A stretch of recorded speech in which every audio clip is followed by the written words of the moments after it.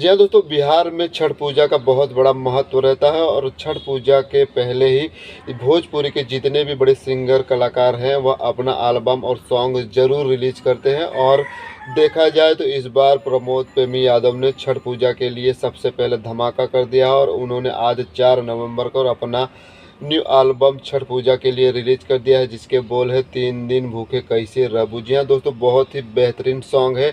देखा जाए तो इस सॉन्ग की बात करूँ, डिटेल में आपको जानकारी देता हूँ तो बहुत बेहतरीन तरीके से फिल्माया गया है। बैकग्राउंड में देखा जाए तो तालाब का लोकेशन लिया गया है, छठ मैया का पूरा एकदम भरपूर व्यू दिखाया गया है। और इसमें प्रमोद प्रेमी एक गंभीर इमोशनल रूप में छठी मैया का पूजा करते हैं अपने धर्मपत्नी के साथ और उनको समझाते हैं कि 3 दिन कैसे दिन रात आप भूखा रहोगी और मेरे साथ कैसा पूजा पाठ करोगे। यही सॉन्ग में फिल्माया गया है। काफ़ी बेहतरीन सॉन्ग है, मुझे काफ़ी पसंद आया है।